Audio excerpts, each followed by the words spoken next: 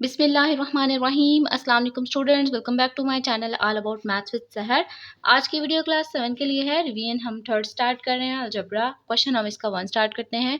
अगर आपको इसके रिमेनिंग क्वेश्चन चाहिए तो आपको डिस्क्रिप्शन में जाना होगा और वहाँ पे मैंने लिंक ऐड कर दिया हुआ इसकी प्लेलिस्ट का, तो आप वहाँ पे अप्रोच कर सकते हैं सारे क्वेश्चन।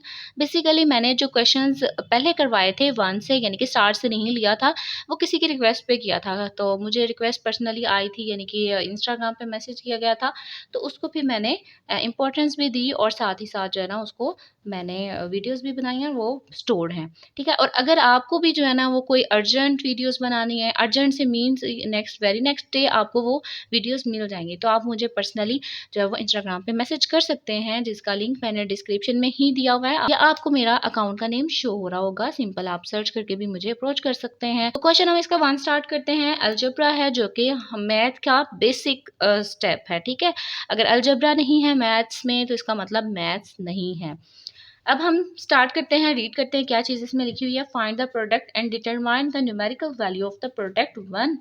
अब हमने एक प्रोडक्ट फाइंड करना है, यानी मल्टीप्लिकेशन। जब हम प्रोडक्ट की बात करते हैं, प्रोडक्ट यहाँ पे चीज़ें नहीं है, यानी कि जो सेल करते हैं प्रोडक्ट, ये मैथ्स की लैंग्वेज में इसको हम मल्टीप्लिकेशन कहते हैं। ठीक है,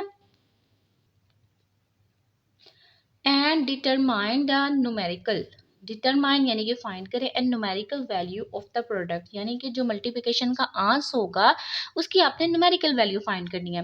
when a is equal to b is equal 1 and c is equal -1/2 in each of the following. यहाँ पे दो काम करने हैं। सबसे पहले उसने बोला है कि पहले तो आप क्या करें, मल्टीप्लिकेशन फाइंड कर लें, उसके बाद उसमें वैल्यूज पुट करें जो गिवन है और उसे एवेल्युएट कर लें, यानी कि न्यूमेरिक वैल्यू निकाल लें। अब न्यूमेरिक वैल्यू का ये मतलब होता है कि वहाँ पे कोई भी जो भी हमारे पास आंसर आए उसमें कोई भी वेरिएबल मौजूद ना हो। तो यहाँ पे तो वेरिएबल ABC नजर आ रहा है, लेकिन उसके साथ साथ उसने वैल्यू भी दी हुई है। तो फर्स्ट ऑफ ऑल हम इसको क्या करेंगे, सॉल्व कर लेते हैं। क्वेश्चन को एज अ सोल्यूशन लिखेंगे सबसे पहले।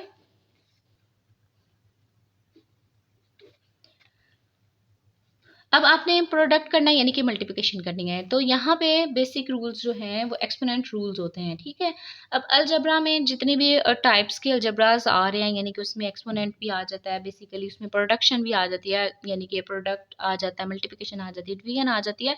यहाँ पे हम जो ना दो चीज़ें यूज़ करेंगे, एक एक्सपोनेंट रूल, एक हम जो अलजबरा को सॉल्व करेंगे, उसका मल्टीप्लिकेशन करेंगे। तो सबसे पहले हमने नंबर्स को नंबर्स के साथ मल्टीप्लाई करना है। बेसिकली फर्स्ट स्टेप में, फर्स्ट ब्रैकेट में जो है वो एक टर्म है। देखिए, अगर प्लस और माइनस होता तो फिर 2 टर्म्स होती, एक प्लस होता तो 2 टर्म्स, 2 प्लस होते या 2 माइनस होते तो 3 टर्म्स। ठीक है, ये ना इंक्रीज करते जाते हैं इस तरीके से। हमने अब क्या करना है, सिंपल नंबर्स को आपने नंबर्स के साथ मल्टीप्लाई कर देना है।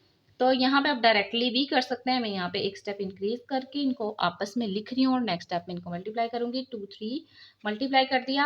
अब वेरिएबल आपने मैच करने हैं। वेरिएबल ए फर्स्ट में है, फर्स्ट ब्रैकेट में यस, और सेकंड में ए स्क्वायर है, तो a multiply by a square.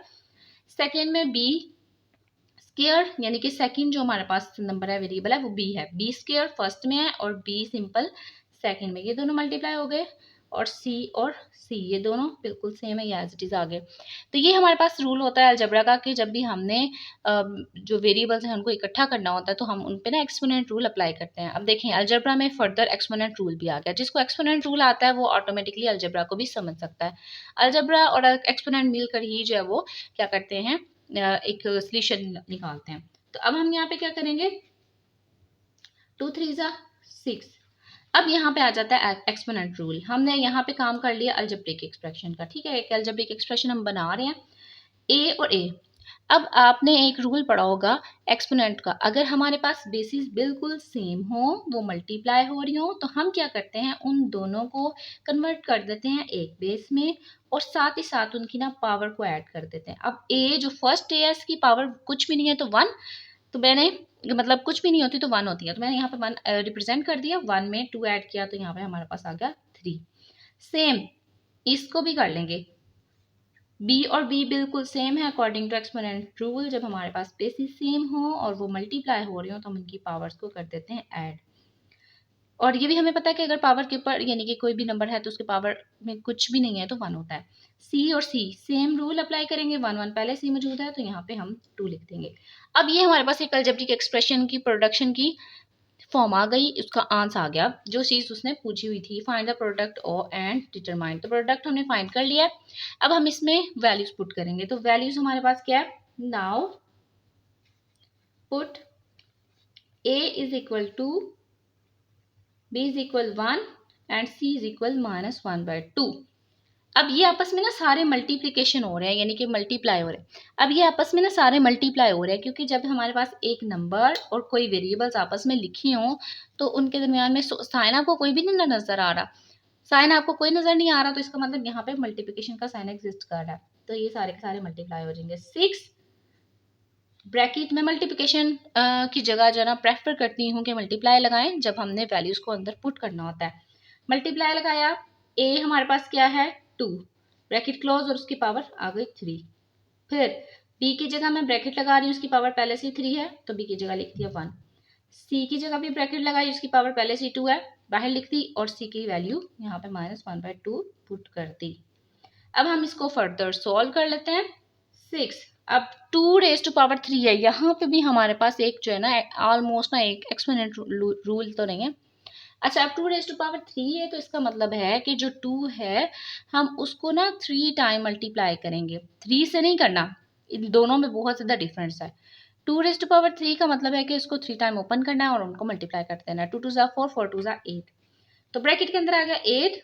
1 को 3 टाइम करेंगे तो 1 3 टाइम मल्टीप्लाई किया तो 1 1 1 ही आ जाएगा। सेम ये स्क्वायर है।